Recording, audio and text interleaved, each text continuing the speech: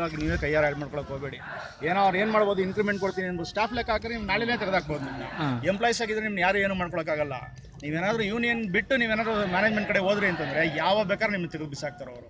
ಅದಕ್ಕೋಸ್ಕರ ನೀವು ಯಾರನ್ನ ನಿಮ್ಮ ಇನ್ನೊಂದೇನಂದ್ರೆ ನಿಮ್ಮನ್ನ ಮಿಸ್ಗೈಡ್ನೆಸ್ ಮಾಡ್ಬೋದು. ನಿಮ್ಮ ಕಡೆಯವ್ರು ಹಂಗೆ ಬರ್ತಾವ್ರೆ ಹಿಂಗೆ ಬರ್ತಾವ್ರೆ, ಅಷ್ಟು ಕೊಟ್ಟರೆ ಇಸ್ಕೊಂಡ್ಬಿಡ್ತಾರೆ, ಪ್ರಮೋಷನ್ ಕೊಟ್ಟರೆ ಒಪ್ಪಂತವ್ರೆ. ಅದು ಯಾವುದನ್ನು ನಂಬಕ್ಕೆ ಹೋಗ್ಬೇಡಿ. ನೀವು ನಂಬೇಕಾಗಿರೋದು ಯಾರನ್ನ, ಲೀಡ್ರ್ ಹತ್ರ ಬಂದು ಮಾತಾಡಿ. ಏನಿದ್ರು ನೀವು ಲೀಡ್ರ್ ಹತ್ರ ಬಂದು ಮಾತಾಡಿ, ಇಲ್ಲ ನಿಮ್ಮ ಕಂಪ್ನಿ ಲಾಯರ್ ಹತ್ರ ಮಾತ್ರ ಮಾತಾಡಿ. ಅದನ್ನು ಬಿಟ್ಟು ಇನ್ನು ಯಾರ ಹತ್ರನೂ ಮಾತಾಡಕ್ಕೆ ಹೋಗ್ಬೇಡಿ. ಅವೆಲ್ಲ ಸುಳ್ಳು. ಯಾವುದೇ ಕಾರಣಕ್ಕೂ ನೀವು ಒಗ್ಗಟ್ಟಾಗಿರಿ, ಯಾವುದಕ್ಕೂ ಭಯ ಬೀಳಕ್ಕೆ ಹೋಗ್ಬೇಡಿ. ಯಾಕೆಂದರೆ ಒಂದು ಸಲ ನಿಮ್ಗೆ ಅಪಾಯಿಂಟ್ಮೆಂಟ್ ಆರ್ಡ್ರ್ ಅಂತ ಬಂದಾದ್ಮೇಲೆ ಯಾವನೇನು ಕಿತ್ಕೊಳ್ಳೋಕ್ಕಾಗಲ್ಲ. ಇದೇ ನಿಮ್ಮ ಕಂಪ್ನಿ ಮ್ಯಾನೇಜ್ಮೆಂಟಲ್ಲೇ ಯಾರ್ಯಾರು ಅಂತ ಮದನ್ ಮೋಹನ್ ಅವರೇ ಆಗಲಿ ಯಾರೇ ಆಗಲಿ, ಇದೇ ನಮ್ಮ ಯುವಮ ಹೋಟ್ಲು, ಸ್ಟಾರ್ ಹೋಟ್ಲ್ ಇದೆ, ಅಲ್ಲಿ 5 ಸ್ಟಾರ್ ಹೋಟ್ಲು, ಅಲ್ಲಿ ಬಂದ್ಬಿಟ್ಟು ಕಂಪ್ನಿ ಒಳಗಡೆ ಕಾಲಿಕ್ಕೋದಕ್ಕೇ ಬಂದ್ಬಿಟ್ಟು ವಿತ್ ಪೊಲೀಸ್ ಪ್ರೊಟೆಕ್ಷನ್ನು 8 ದಿನ ತೊಗೊಂಡ್ರು. ACPಯಿಂದ ಹಿಡಿದು ಪೊಲೀಸವ್ರಿಂದ ಹಿಡಿದು ಎಲ್ಲರ ಹತ್ರ ಮಾತಾಡಿನೂ ಕೂಡ ನಾವು ಬಿಡಲಿಲ್ಲ. ಏನಕ್ಕೆ ಅಂದರೆ ನಮ್ಮ ಹಕ್ಕನ್ನು ನಾವು ಕಾಪಾಡ್ಕೊಂಡ್ವಿ. ಅಷ್ಟೆಲ್ಲ ನಮಗೆ ಆ ಸ್ಥಿತಿಗೆ ತಂದು ಲಾಸ್ಟಲ್ಲಿ 600-700 ಜನ ಪೊಲೀಸವ್ರನ್ನ ಕರ್ಕೊಂಡ್ಬಂದು ನಮ್ಮನ್ನೆಲ್ಲ ಬಲವಂತವಾಗಿ ಇದು ಮಾಡಿ ಆ ಮಿಷಿನ್ ಶೂಟ್ ಮಾಡ್ಕೊಂಡೋದ್ರು ಅವರು. ಅಂದ್ರೂ ನಾವು ಹೋರಾಟ ನಿಲ್ಲಿಸಿಲ್ಲ. ನಮ್ದನ್ನೇ ಒಂದು ಎಕ್ಸಾಂಪಲ್ ಆಗಿ ನೀವು ತಗೊಳ್ಳಿ. ನಿಮ್ದು ಏನೂ ಆಗಿಲ್ಲ, ನಿಮ್ಮ ಕಂಪ್ನಿ ಯಾವುದೇ ಕಾರಣಕ್ಕೂ ಎತ್ತಕ್ಕಾಗಲ್ಲ.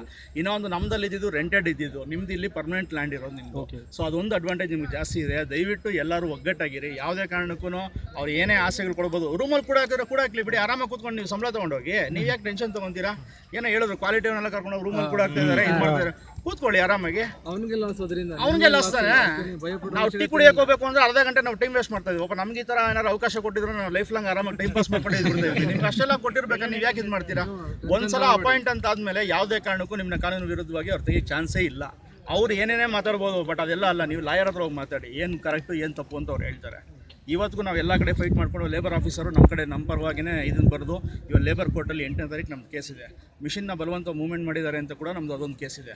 ಎಲ್ಲ ಹಾಕೊಂಡು ನಾವು ಇದು ಮಾಡ್ತಾ ಇದ್ದೀವಿ. ಅಷ್ಟೆಲ್ಲ ನಾವು ಹೋರಾಟ ಮಾಡಿದ್ವಿ. ಕೆಲಸದಿಂದ ತೆಗೆದುಬಿಟ್ಟು ನಿಮ್ದು ಇಷ್ಟೇ, ನಿಮ್ದು ಇನ್ನೇನು ಇಲ್ಲ ಅಂತ ತೆಗೆದಾಕಿದಾಗಲೇ ನಾವೆಲ್ಲ ನಮ್ಮ ಆತ್ಮವಿಶ್ವಾಸ ಕಳ್ಕೊಂಡಿರೋ ನಾವು ಹೋರಾಟ ಮಾಡ್ತೀವಿ. ನೀವೆಲ್ಲ ಕೆಲಸದಲ್ಲಿ ಇರೋರು, ನಿಮ್ಗೆ ಯಾವುದೇ ಕಾರಣಕ್ಕೂ ಕೆಲಸದಿಂದ ತೆಗಿಯೋಕ್ಕಾಗಲ್ಲ. ಅಪಾಯಿಂಟೆಡ್ ಪರ್ಸನ್ಸ್ಗಳು ನೀವೆಲ್ಲ ದಯವಿಟ್ಟು ಯೋಚನೆ ಮಾಡಿ. ಅಷ್ಟೇ ನಾನು ಹೇಳೋದು. ಯಾರು ನಂಬಕ್ಕೆ ಹೋಗಬೇಡಿ. ಕಾರ್ಮಿಕರನ್ನ ಬಿಟ್ಟರೆ ಇನ್ನು ಯಾರಿಗೂ ಇಲ್ಲ. ಅದನ್ನ ತಲೆ ತಿಳ್ಕೊಂಡು